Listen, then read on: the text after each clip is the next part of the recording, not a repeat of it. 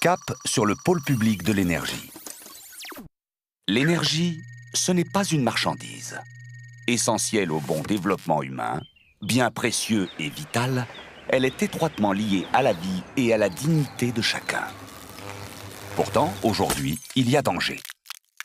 Épuisement des ressources naturelles, ultralibéralisme effréné, dislocation du service public, concurrence aveugle, déréglementation à outrance, précarisation du personnel, disparité régionale, inégalité d'accès à l'énergie, course au moins-disant social. Assez! Une seule issue, le pôle public de l'énergie.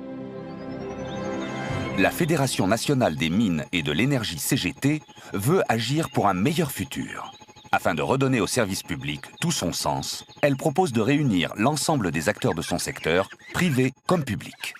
Ainsi, les entreprises liées aux activités de l'électricité, des énergies fossiles et des énergies renouvelables seront regroupées au sein d'une même entité. Le pôle public de l'énergie. Pourquoi ? Pour promouvoir une vraie politique énergétique durable. Pour donner à la nation et aux citoyens du pouvoir, celui de décider et d'orienter. Pour responsabiliser les entreprises face à la notion d'intérêt général. Pour construire un édifice où tous les acteurs du secteur avanceraient ensemble et regarderaient dans la même direction. Si on s'inspirait du passé pour le réinventer? Et si nous proposions un nouveau type de nationalisation, celui de la maîtrise publique? Et si on faisait le choix d'une nouvelle forme d'intégration des entreprises pour privilégier le progrès et l'égalité? Avec le pôle public de l'énergie, le secteur de l'énergie ne sera pas immédiatement propriété publique, mais il sera dès demain organisé pour le bien commun. Pourquoi une telle volonté de rassembler? Pour répondre au mieux aux besoins énergétiques sur l'ensemble de notre territoire. Mais aussi anticiper la demande et sécuriser les approvisionnements. Pour mutualiser les moyens, les coûts d'investissement et les innovations. Pour garantir la sécurité des personnels et la sûreté des usagers. Pour soutenir et développer la recherche fondamentale. Pour assurer le meilleur service possible aux citoyens, au meilleur coût, tout cela en protégeant les salariés et l'environnement. Quelle mécanique pour le pôle public de l'énergie? C'est dans un même ensemble, une structure administrative et juridique indépendante, que tous embarqueront. Toutes les entreprises du secteur, qu'elles soient publiques ou privées, intégreront le pôle public de l'énergie. Les experts de l'ADEME et de bien d'autres seront à leur côté pour faciliter la circulation des connaissances et surtout la prise de décision. Au cœur même du dispositif, toutes les entreprises de la branche des industries électriques et gazières, du secteur de l'énergie atomique et le secteur des mines seront le moteur du pôle public. Ces actions engloberont tous les aspects de la mise en œuvre de la politique énergétique de notre pays. Péréquation tarifaire, mix énergétique, décisions stratégiques, gestion des entreprises et politique d'investissement. Autant d'éléments pour lesquels le pôle public de l'énergie aura son mot à dire. Quel statut pour les entreprises du pôle public de l'énergie? Dans un premier temps, chaque protagoniste conservera son statut juridique et son identité, mais chacun aura la responsabilité et l'obligation de se soumettre aux mêmes principes. Des principes qui seront contrôlés par la société civile et encadrés par la loi. Et ce sont des assemblées composées d'élus, de salariés et de citoyens qui seront chargés de veiller au respect de son application. Et quelle autorité pour chapeauter le pôle public de l'énergie? Pour une réelle réappropriation publique et sociale de l'énergie, des représentants d'usagers, de syndicats, d'instances politiques et d'entreprises seront à la tête du pôle public de l'énergie, sans oublier le Conseil supérieur de l'énergie, bien sûr. Dans les communes, les départements et les régions, la participation citoyenne sera aussi encouragée grâce à des instances représentatives. Ainsi, chaque échelon de la nation participera aux décisions à prendre en matière d'enjeux énergétiques.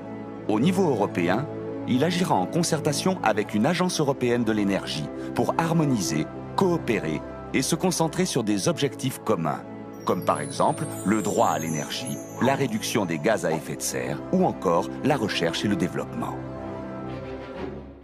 Mais comment financer le pôle public de l'énergie?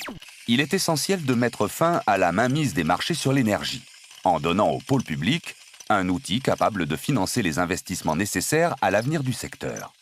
C'est ce qu'accomplira le pôle public financier, en charge de diriger et d'attribuer les ressources bancaires et l'épargne populaire vers des choix d'investissement judicieux et pertinents. Et du côté des salariés de l'énergie, des changements? La maîtrise publique de l'énergie va inciter les entreprises à plus de démocratie, en impliquant concrètement les usagers, mais aussi en améliorant les droits des salariés du secteur. Pour garantir notre savoir-faire, notre exigence de formation et nos compétences, il est nécessaire d'harmoniser par le haut les statuts des personnels de l'énergie et de reconstruire les collectifs de travail. En donnant aux salariés un socle de garantie collective de haut niveau, l'ensemble des travailleurs, prestataires comme intérimaires, sous-traitants comme salariés, nous garantirons la sérénité des personnels pour assurer la sécurité des populations. Ainsi, nous lutterons contre la précarisation du travail. Nous valoriserons nos savoir-faire et nous favoriserons la stabilité des emplois et des compétences.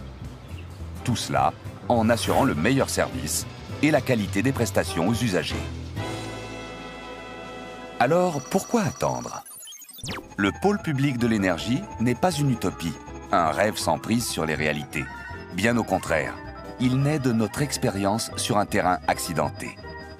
En disant oui au pôle public de l'énergie, nous affronterons aujourd'hui les dangers menaçant notre avenir, notre planète, notre secteur et nos statuts.